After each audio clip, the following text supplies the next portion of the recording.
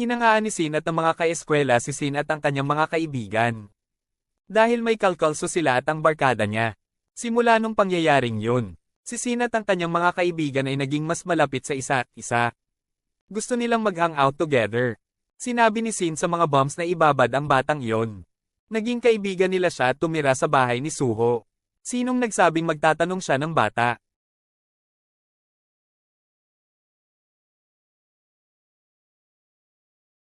Para tumambay.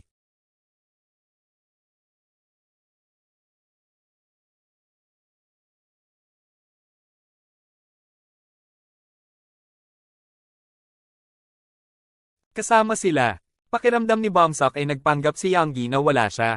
Dahil dun, hindi na-enjoy ni Bomsok ang oras nilang magkasama. Nung pumunta ako sa isang karaoke bar. Kaya lumabas siya ng kwarto para bumili ng maiinom. Para ay refresh ang sarili. Natisod niya ang ilang bata na nang-aapi sa kanya. Mula sa kanyang pinakamagandang paaralan. Nagtago siya sa kanila. Dahil wala siyang gustong gawin sa kanila. Pagbalik niya sa kwarto, kinuha niya ang galit niya kay Young E. Bata kasi. Sinagot niya ang tawag mula sa kanyang mga bully. Ang mga bomba ay nabasa na parang bata pa. Lalo na, after he felt na pinili ni So na tumabi kay Young E. Sa halip na siya, dumating ang mga bully niya sa kwarto nila. Naabala sila ng pagiging hindi pala kaibigan ng mga siyan. Kaya pinili nilang umalis, at tumawag ng Bombshok sa ibang pagkakataon. Hindi alam ng mga siyan kung sino sila. Dahil walang sinabi sa kanya si Bombshok tungkol sa kanila. Susunod. Oras.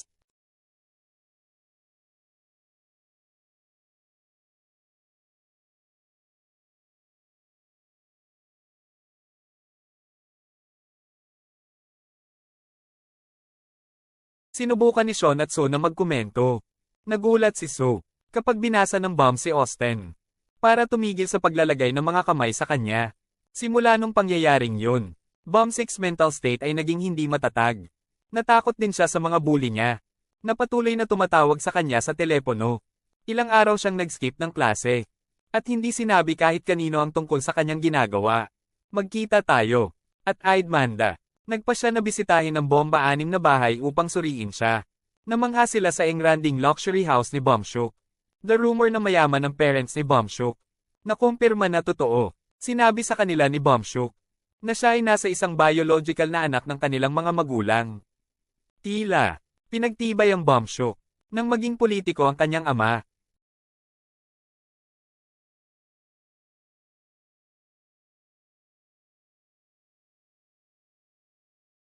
Nadismaya kasi siya nang ito.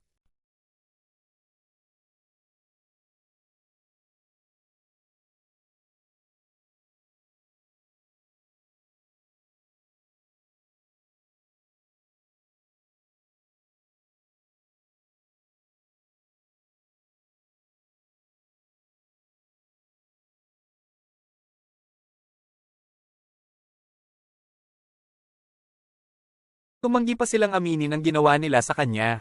Nagkunwari sila. Maganda ang relasyon nila ni Bombsok. Ngunit pagkatapos ng So ay pinagbantaan sila. Sa wakas ay humingi sila ng tawad. At pinagsisihan ang kanilang ginawa. Kalahating puso. Biglang sinampal ni Bombsok ang isa sa kanila. Naprovoke sila ng slap Bombsok na may kontrol ako. Kumuha siya ng mikropono at sinubukang hampasin ito.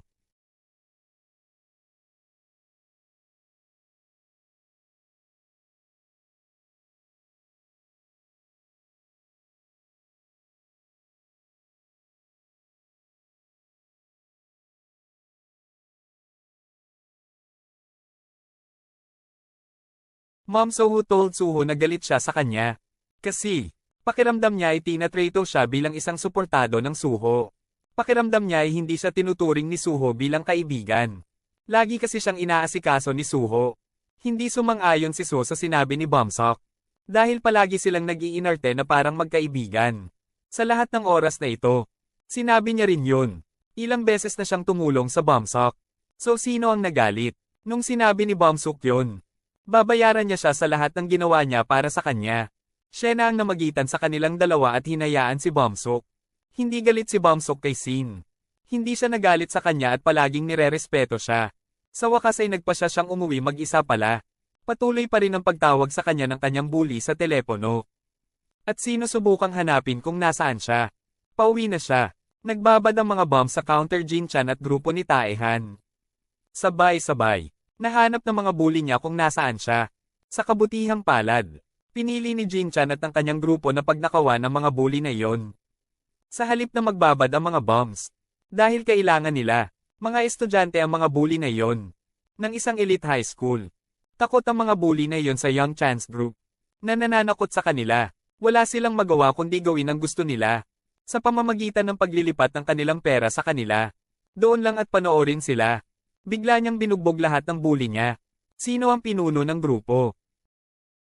Hinangaan ni Sin at ng mga kaeskwela si Sin at ang kanyang mga kaibigan. Dahil may kalkalso sila at ang barkada niya. Simula nung pangyayaring yun, si Sin at ang kanyang mga kaibigan ay naging mas malapit sa isa't isa. Gusto nilang mag-hang out together. Sinabi ni Sin sa mga bombs na ibabad ang batang iyon. Naging kaibigan nila siya at tumira sa bahay ni Suho. Sinong nagsabing magtatanong siya ng bata?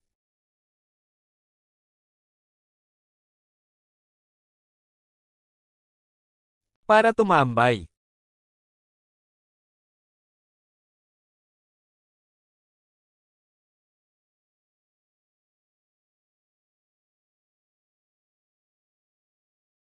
Kasama sila.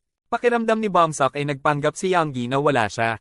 Dahil dun, hindi na-enjoy ni Bomsok ang oras nilang magkasama. Nung pumunta ako sa isang karaoke bar.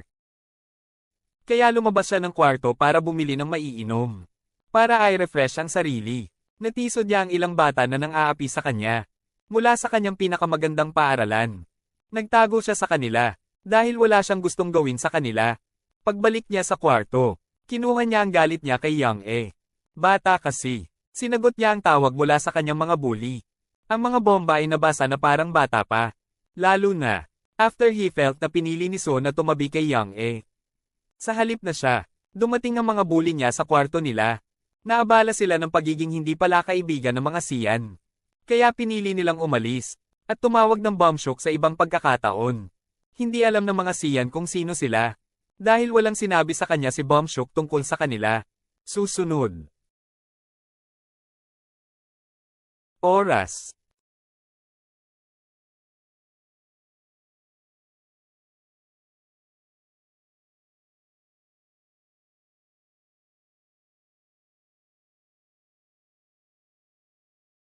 Sinubukan ni Sean at So na magkomento.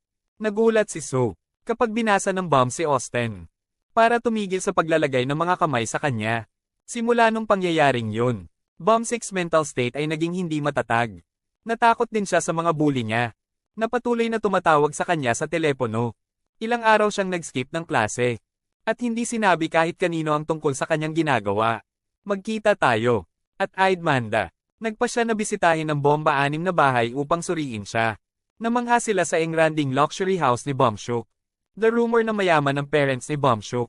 Nakumpirma na totoo. Sinabi sa kanila ni Bombshok na siya ay nasa isang biological na anak ng kanilang mga magulang. Tila, pinagtibay ang Bombshok nang maging politiko ang kanyang ama.